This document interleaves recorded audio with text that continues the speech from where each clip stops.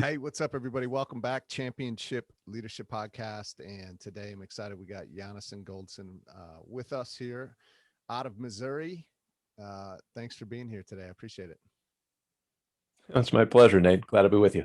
Absolutely. So I always like to kick off our conversation each episode by asking this question: What's championship leadership mean to you? That's the name of the podcast. So when you hear championship leadership, what stands out to you? What comes to mind first, I think, is making everyone a champion. The real definition of leadership should be empowering others to fulfill their potential, to become their best selves, to make their greatest contribution. I heard once that someone say that the best CEO does nothing. What does that mean? It means that he or she makes sure that every person is in the right place. Jim Collins in Good to Great says that the leader's job is to get all the right people on the bus and make sure they're all in the right seats. Yeah. Right? Yeah. And the sign of leadership is not somebody who does it all, because nobody can do it all. Nobody likes to be micromanaged, and nobody succeeds as a micromanager. So to be able to bring out, to create the best talent, the best energy, the best commitment in a way that makes the team work, that makes every individual feel that he or she is on track to make the greatest possible contribution, to see every member of the team as a member of the team, as a partner, rather than a peon, as an ally rather than an asset. Now, those are the marks of championship leadership. Yeah, absolutely. I 100% resonate and agree with that for sure. I love it. What if you could tell us a little bit more about yourself? I know you have numerous books, but you have one that just recently you're promoting. This just recently come out, and just give the listeners that aren't familiar with you a little bit of your background, the story on how you got to where you are today, and what it is that you're up to today. All right. Well, the 60-second thumbnail. I graduated from the University of California with a degree in English, and put that degree to good use by going hitchhiking cross country for half a year, across the Atlantic, went backpacking around Europe for half a year until I ended up in land of Israel. And that's where I connected with my Jewish roots. I'd grown up with really no knowledge whatsoever of what it meant to be Jewish. And I was really astonished to discover this vibrant culture of deep thoughts, of refined thinking, and of tight-knit and purpose-driven community. And that changed the whole trajectory of my life. I ended up spending 9 years in Israel, met my wife there, had our first 2 children, received my rabbinic ordination, and then embarked on a 23-year career teaching high school. I wanted to impart to young people the sense of purpose, direction, and the insights of wisdom that I had acquired. And so I taught high school in Budapest, Hungary for a year, in Atlanta, Georgia for 2 years, and in St. Louis, where I live now, for 20 years. And in 2016, I retired from teaching, and that's when I started my business as a professional speaker. Again, I wanted to take that accumulated wisdom of 3,000 years and put it into a presentation that was relevant for professionals in every walk of life. And so when I tried to distill all of the underlying concepts and precepts of Jewish thought into a soundbite, I came up with ethical leadership and intellectual integrity. And I think certainly today, when there's so much perception of ethics being eroded, we don't trust our leaders. Too many times we don't trust each other. Yeah. Political debate seems to be infecting every area of our conversation, of our discussion. And when that gets into a workplace culture, then that's really toxic, really corrosive. And so I've been doing keynotes, trainings, just starting to get into coaching. Of course, when the whole conference industry shut down last year, took a bit of a hit, and it's been tricky reappraising. So really what I've been doing the last year is just putting out content. I've been posting several videos a week, try to do an article a week, doing a lot of interviews. I've been on over 100 podcasts in the last 2 years. Yeah, and my new book is called Grappling with the Gray. And it's a collection of scenarios of ethical dilemmas, all of them are very short. Each chapter is only 2-3 pages. But what I do is I provide the reader with an opportunity to look at a complex question in ethics. And rather than try to simply resolve it, to understand it from both sides. Because there usually are two sides to a story. If things are black and white, we love black and white. We love simplicity. We want to make our whole world binary. But that's just not the world we live in. Most of the decisions we make are in that gray area between what's obviously right and obviously wrong. And the way of succeeding is in those gray areas is to use our gray matter. Yeah. And that's you have to see both sides. I can't really understand one side of the issue unless I understand the other. I can't really be confident I'm right unless I understand why you think you're right. And I understand why you think I might be wrong. And if we approach our problems that way, then we're going to have much more success in finding common ground and in resolving so many of these issues that seem intractable because we just keep arguing with each other. Yeah.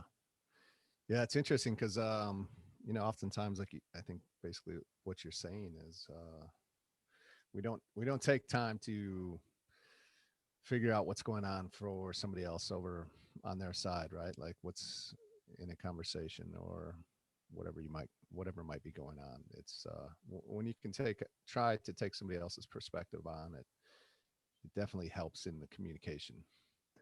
Sure. And if you're making any kind of decision in a work context, in a political context, in your family life, anywhere, yeah, the more input you can get, the more ideas you can generate, then the more opportunity you have to look at the problem from different angles and see more of the whole picture. I always like to cite the example of the High Court of Sages 2,000 years ago when they ruled on any issue.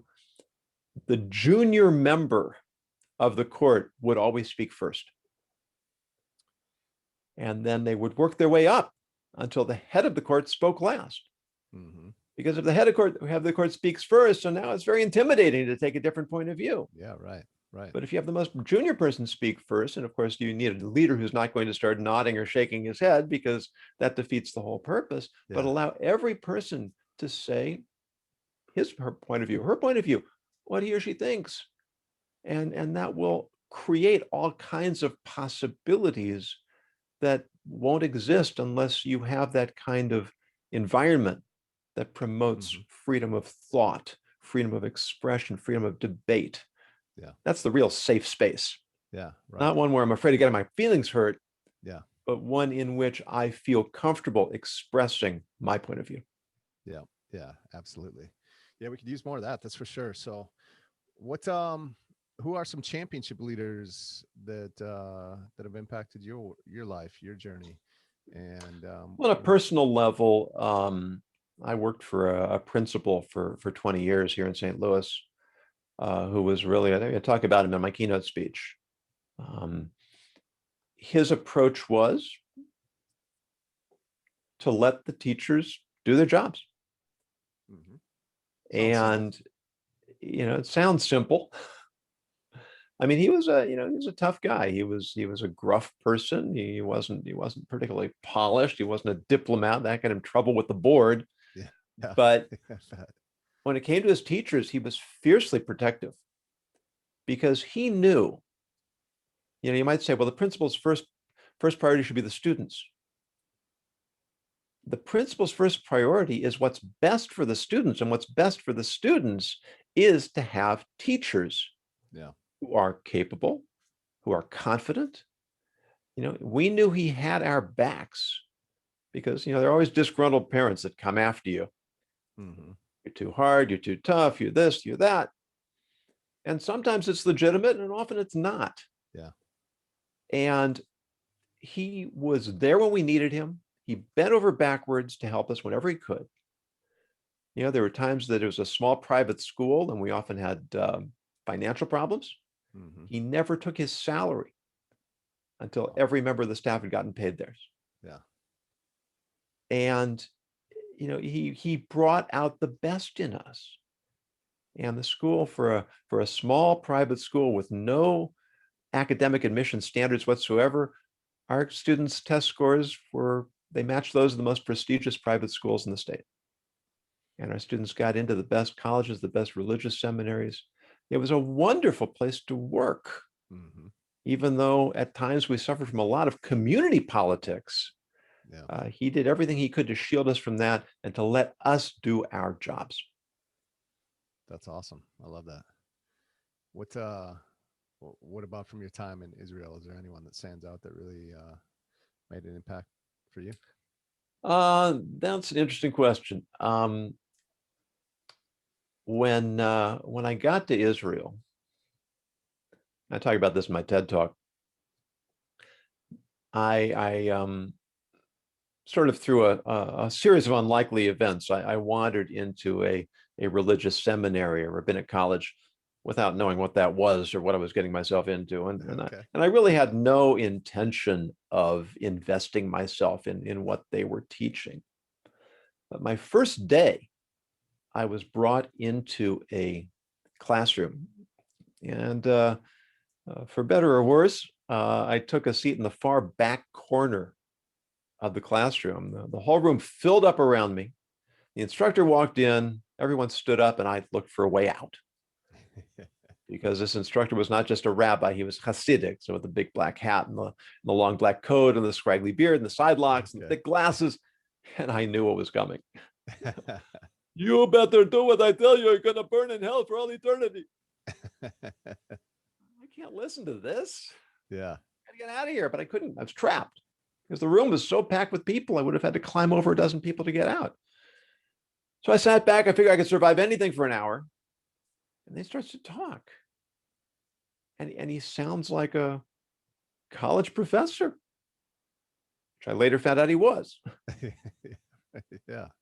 And, you know, he was so articulate and so eloquent and so rational and so knowledgeable. I just couldn't reconcile the appearance of someone who looked like an anachronism from 19th century Europe with someone who sounded the way he did.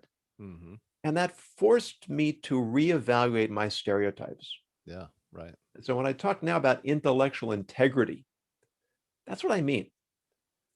That, we make snap judgments based on how people look, based on how they're dressed, based upon their position, their job title, the color of their skin, their gender, all of these biases, conscious or unconscious, or just the first thing out of their mouths. I mean, I've had, I wrote an article once and somebody responded attacking me. And the article didn't make any, the comment didn't make any sense based on the article. So I said, did you happen to read this paragraph, which says the same thing you are? Yeah. Same thing you're saying. And I sent it back to him. And I got a very nice response, very apologetic. He said, you know what, from your first sentence, I was sure I knew where you were going and what your point was going to be. And I didn't take the time to read the rest. And he apologized and complimented me on the article. You know what happens sometimes is we're so embarrassed that we've jumped to the wrong conclusion that we'll double down. Yeah, right. Yeah, double down on it. Absolutely. I mean, wouldn't you rather discover you're wrong than continue to be wrong? I know I would. Yeah, absolutely. 100%. Yeah, it's interesting. That's a great story. I appreciate you sharing that. So I gotta hear a little bit more though. What's how do you end up in did you say a seminary school without even knowing what's going on there? I gotta hear that. Well, I've been traveling for a year and living out of a backpack is exhausting. You never know where you're going to end up that night. You're always looking for a place to stay, where to eat, where to go, what to do, who you're going to meet. you always sort of your antenna are up because you've got to, you want to meet new people, but you always want to watch out for people who might want to take advantage of you. It's draining. Yeah. I mean, it was a lot of fun. It was educational. It was interesting, but it was tiring. And, I reached a point, I still remember I was standing on a street corner in Vienna and I couldn't make up my mind whether to go right or left. It didn't matter because I was just walking around the city. I was just, looking at stuff.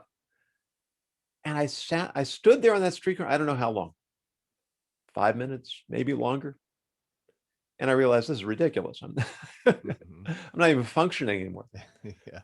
So when it started getting cold in Israel, cold in Europe, I headed south and I wanted to go through Israel. I was on my way to Kenya and Botswana and Asia and Australia. I wanted to see the world.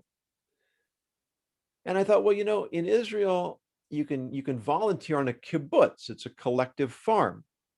You pick oranges or grapefruits, and you don't have to pay anything. You're doing the work for free. They're giving you room and board.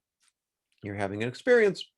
And I thought just having a routine and some constancy for a couple of months, recharge my emotional batteries, and then I can head off to Africa. Well, that year, the American dollar was at an all-time high. And there were 8 or 9 million Americans in Europe. And when it got cold, they all had the same idea I did, head south. Yeah. And so for the first time in anyone's memory, you could not find a place on a kibbutz. They were filled up. And, well, now what? Yeah. I don't have the money to just hang out. And the whole point was to have some routine to help me reset myself emotionally and psychologically. And what am I going to do?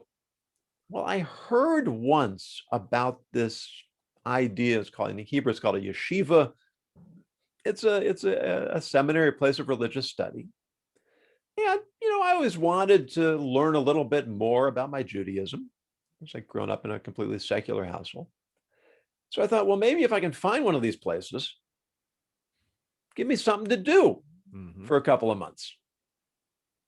And so I remember I'd met this guy once, and I went and I actually found him, and he brought me in, and I just thought it was going to be kind of an interesting way of learning some information. Yeah, I really wasn't prepared for the culture of the place. Yeah, but I also wasn't prepared for how compelling the ideas were. Because while I was traveling the world, I imagined myself as I was searching for truth. This is part of why I studied literature and philosophy in college. I wanted to understand the world better. I wanted to understand myself better. And of course, traveling, being a seeker of truth, that's very fashionable. It's very, very romantic. But of course, a seeker of truth, you're not supposed to find truth. Right? Seeking for truth, that's cool. Finding truth, that's arrogant. Who do you think you are? Yeah.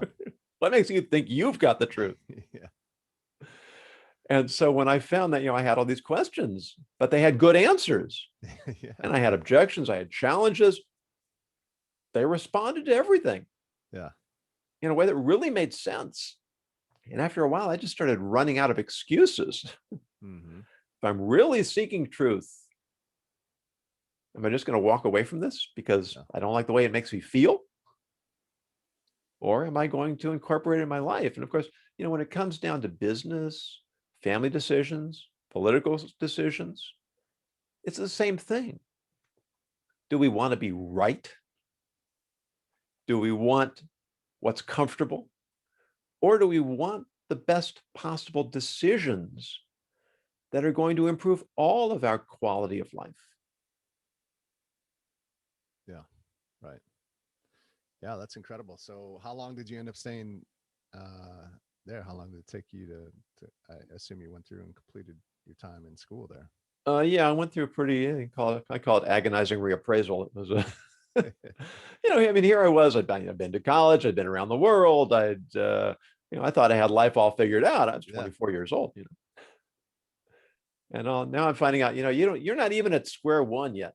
Yeah, right. Start learning a whole new language, a whole new way of life, a whole new way of thinking.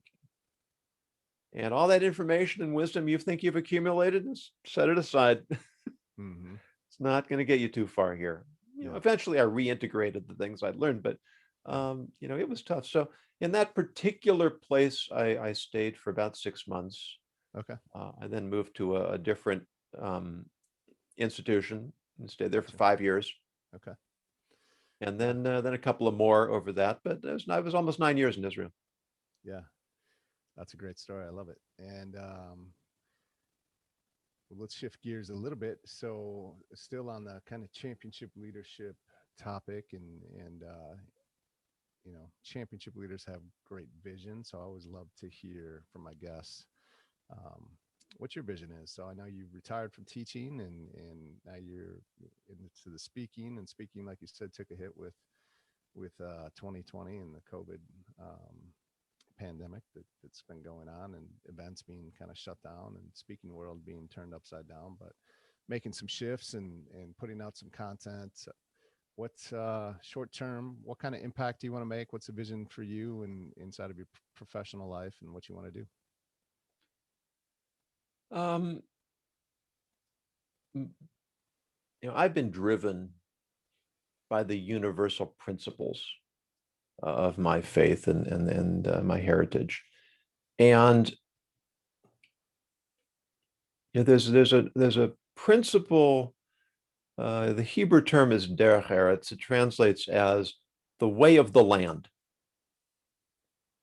And what it really refers to is good character and good relationships. Because character really is the bedrock on which relationships are built. You don't want to be friends or partners with somebody that you can't trust. Mm-hmm. And of course, Jim Rohn says you're the average of the 5 people you spend the most time with. And that doesn't just mean our immediate circle of friends. It means the information we consume online. If I'm listening to experts that just want to tear down the other side, well, we've already talked about I'm not allowing myself to hear both sides of the issue, so I'm lacking intellectual integrity there. But what's more is I'm going to absorb those qualities, those characteristics. I'm going to become combative in my interactions. I'm not going to be willing to listen to people who differ from me or show respect for them or their ideas. And you're not going to have a healthy society that way. I mean, we're all complaining about how broken our society is. Yeah. I think something like, I forget the exact statistics, something like 80% of employees say they don't trust their bosses. That's incredible. Wow. Congress has an approval rating of what, 11%, I think? Yeah. The last 2 elections have been between candidates that nobody likes. Mm-hmm. And nothing seems to be getting better. So it's this bizarre situation we're in where we all see the problem. We all want it to be better, and yet we don't know what to do.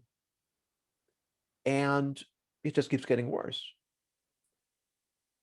And I think the answer really is, there used to be an expression, I don't think it's true any longer, but it used to be all politics is local. Because what impacts us personally is what's most important to us. Well, let's take that principle and apply it to our personal lives and to our business lives.